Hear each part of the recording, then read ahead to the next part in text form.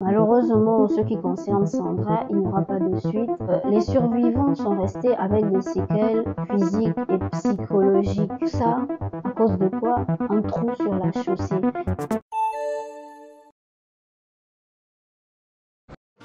Coucou tout le monde, j'espère que vous allez bien. Bon retour à vous sur cette chaîne. Alors, dans la première partie de l'histoire de la bonne gamine, nous sommes restés sur une fin des plus stressantes. Sandra s'est fait agresser par un éléphant et l'engouement que les jeunes ressentaient dû à ce voyage s'est vite estompé. On espère que les choses vont s'améliorer dans cette dernière partie de l'histoire. Alors, nous saurons comment cette petite aventure va se finir. Comme moi, j'espère que vous avez hâte. Alors, comme d'habitude, merci de laisser un petit pouce bleu, un ou plusieurs commentaires, cela dépend de vous pour nous donner vos avis sur l'histoire et bien évidemment de vous abonner à cette chaîne. Maintenant que tout ceci a été fait, je pense qu'on peut continuer l'histoire. Allez, c'est parti! Le car roulait avec assurance, quittant progressivement le Burkina Faso pour entrer sur le territoire ghanéen.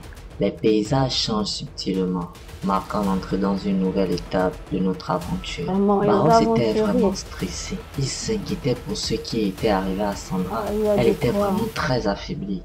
Lorsqu'on approchait de la petite ville frontalière de Paga, le car a commencé à ralentir. Puis il s'est soudainement arrêté comme ça. Pourquoi? Et genre, ils nous disent que il n'y a plus d'essence. Comment ça plus d'essence? Mais votre aventure là, est-ce qu'ils sont sérieux? Il n'y avait pas grand chose à faire et là, on était là bloqué sans essence. Donc, le chauffeur a parlé avec une personne au téléphone. Puis, il nous a expliqué qu'ils doivent attendre l'arrivée du ravitaillement depuis une ville voisine, ce qui va prendre quelques heures. Mais bon, nous étions là pour l'aventure, n'est-ce pas? Ok. Vu aussi qu'il y avait un célèbre sanctuaire de crocodile de Paga, c'est un sanctuaire dont on entendait souvent parler. Donc on a décidé qu'il y a de très fortes chances qu'il y ait un dispensaire là-bas. Et vu que ce n'était qu'à quelques minutes de marche de l'endroit là où on était tombé en panne, jusque là-bas c'était vraiment pas loin. On a tous décidé d'y aller accompagner d'autres passagers pour ne pas se retrouver seul. En chemin vers le sanctuaire, on a profité de l'occasion pour admirer la petite ville de Paga.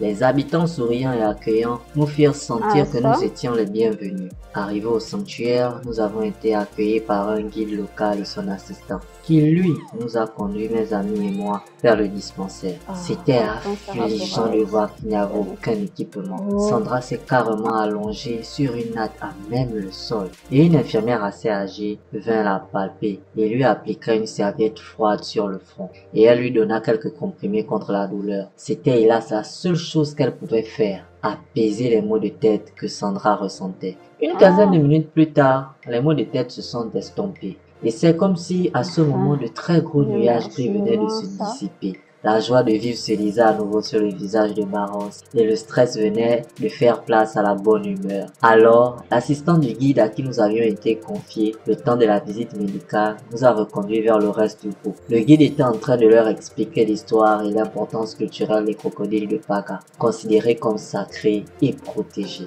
Le moment le plus impressionnant de la visite fut lorsque nous avons été invités à toucher les crocodiles apprivoisés. Edwina, d'abord réticente, fut la première à poser sa main sur la peau écailleuse d'un des grands reptiles. Encouragée par les sourires rassurants du guide, Sandra et Camille suivirent, hésitantes et curieuses, tandis que Loïc et Chris, quant à eux, ils observaient attentivement, fascinés par la majesté des animaux. Nous n'avons pas pu nous empêcher de rire et de prendre des photos. L'attention était finalement évacuée.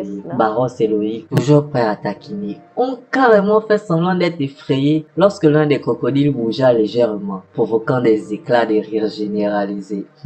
Après avoir passé un moment enrichissant et divertissant au sanctuaire, on a chaleureusement remercié les guides et on a pris le chemin retour pour le car. Le temps avait vraiment filé, car en arrivant, on a découvert que le ravitaillement était enfin arrivé et que le car était prêt à reprendre la route. Le voyage a repris. Nous sommes rentrés dans le Ghana. Nous sommes passés passer par Kumasi, Cape Coast, puis Kaswa et enfin Accra. Mais déjà, depuis Kaswa, Sandra se plaignait du retour de ses maux de tête et nous pensions que c'était les médicaments qui ne faisaient plus effet. Ouais, Et donc nous nous sûr. sommes dit qu'il en faut d'autres sûrement. Donc, essayant déjà de rattraper son retard dû aux 2 arrêts imprévus en cours de route, le chauffeur du bus roulait assez vite, il faut le dire. Mais avec cette nouvelle situation, il a décidé d'aller encore plus vite. D'autant plus que tout juste rentré dans Accra, Sandra venait de perdre connaissance. Il était à peu près 22 heures quand notre bus se fit brutalement heurter au flanc gauche. Le choc fut très violent car en un instant, nous nous sommes retrouvés propulsés vers la droite et le bus se pencha au point de basculer à droite. Les débris de verre volaient,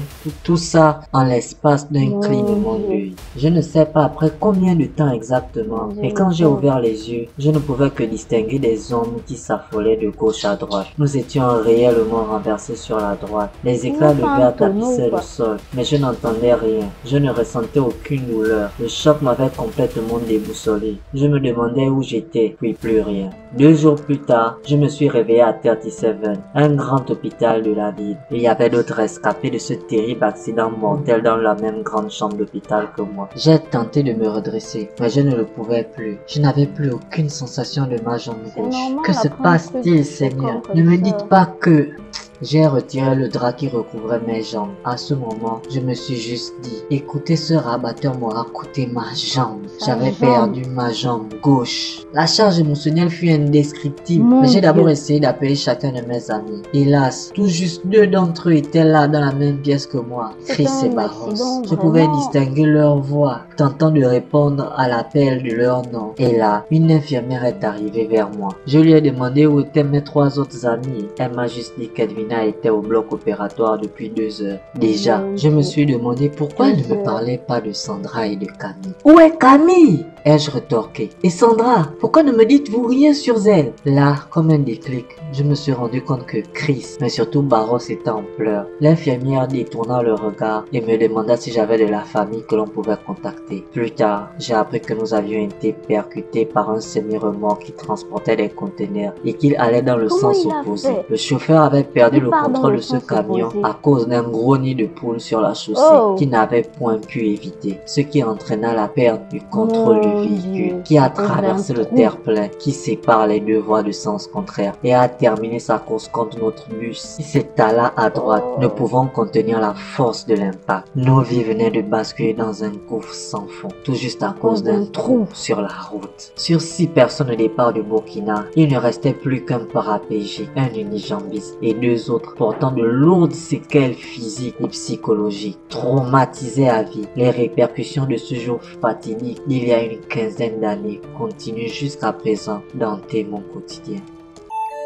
Alors voilà, c'est la fin de cette petite aventure.